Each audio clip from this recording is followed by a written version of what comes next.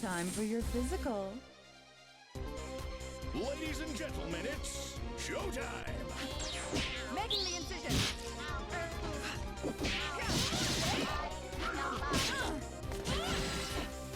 Ready for your stuff. I'll patch it right up. Body back.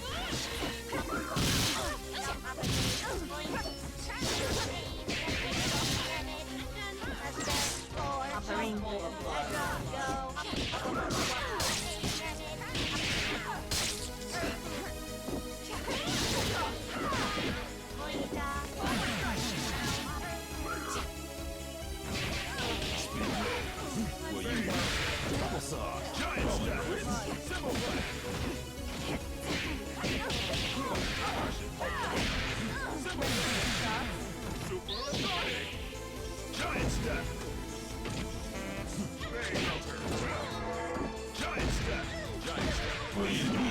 Will you be there?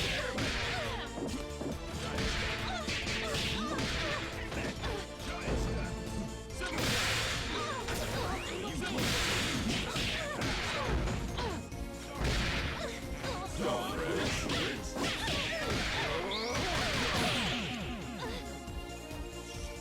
I gotta go see a man about a dog. Welcome to another Nintendad review by Frankenstein Gaming. Today we'll be checking out SkullGirls' second Encore for the Nintendo Switch. I'm super happy to have the opportunity to reveal such an awesome fighting game. This game is currently available and costs $24.99 USD. It was released on October 22nd, 2019. This is just in time for Halloween, as some of the fighters are actually quite spooky. It's a great and worthwhile 2D fighting game that allows for different styles of fighting across a diverse cast of characters. You're able to 1v1, 2v2, and even 3v3 in fights as well. You're able to purchase the game both digitally and physically, however, at the time of this review, it's only available digitally. As you load up the game, you're greeted at the main menu with curtains and jazzy music. I'm such a huge fan of jazz music. If any of you like Cowboy Bebop, this is kind of where I see it draw a little bit from. Not sure if it's any correlation, but just there it is. The soundtrack and animations of this game are fantastically well made. They were created by Michiru Yamane. I'm probably butchered that. I'll leave it in the description. I'm new to this series as a player, but I've watched the game evolve over the years through many different iterations. I've played some versions at a friend's house before, but this is my first time actually owning a game by SkullGirls. This game is great for those who want to play casually or competitive. There's a vast number of different modes available in SkullGirls' second Encore. You can play with up to 8 players, both online and local. There's a tournament mode, a local mode, quick matches, lobbies, and more. Within the single player mode, there's also a story which involves different cutscenes and animations. You can go to training, do challenges, tutorials, and much more. These will allow you to practice combos and learn new ways to fight certain enemies and, use certain fighters. It'll also get you to build up your skill, as some of the inputs can be a little bit hard, but, you can also, I guess, maybe button mash and figure it out. There's also extras within this game, too. It involves an art gallery. There's a survival mode where you verse enemies one after another until you lose, and so forth. There's 14 characters currently in SkullGirls' second Encore at the start of the game. Some of them were originally DLC characters that now come within this version of the game. They all fight and look quite different from one another.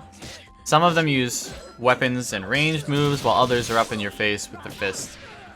I personally prefer to play as Valentine, as I love her moveset. There's a great amount of commentary that goes within the match as well between the characters.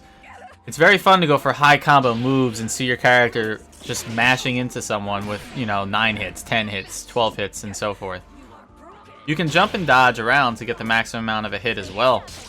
You use the generic face buttons and the L and R buttons as well to, create moves, and within that they have their own subcategory of combos and combinations of buttons to hit.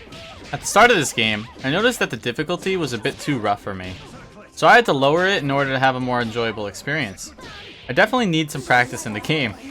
As I played, I tried to learn combos and what exactly went into each character. I did try all 3 modes offered, whether it was the super powered up 1v1, the classic 2v2, or even the 3v3 mode. All are great and offer different strategies and ways to play. The backgrounds and stages you fight on are also very colorful and quite nice. There is a command list in the game as well that can help with learning combos and moves for the characters you're playing as. This is a charming 2D fighter, with many unlocks to be had and tons of modes to explore. Only one of the pros, or rather one of the cons I have with this game, is that there might be a bit of a high ceiling learning curve to movesets, and understanding the strategy that goes in behind fights. Yes, that might be a con, but it still remains a great classic fighter nonetheless. It's definitely a nice addition to the Nintendo Switch's library, and can help relax the 3D fighting that is Super Smash Bros. While complementing other games like King of Fighters and Street Fighter. SkullGirls is a great, action-packed 2D fighter. There's a ton of content here, and just at $25, both new and veteran players I see will enjoy it greatly. While I was playing, I definitely felt hints of both Street Fighter and the SNK series.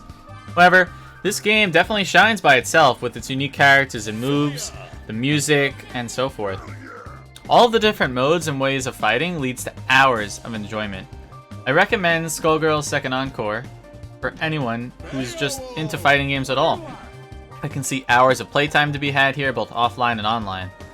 The fact that you can play this both docked and on the go now that it's on the Switch is great too.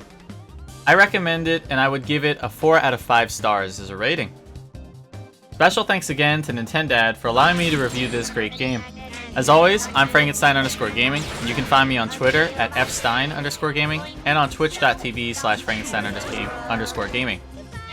Go out and buy this now. See you online.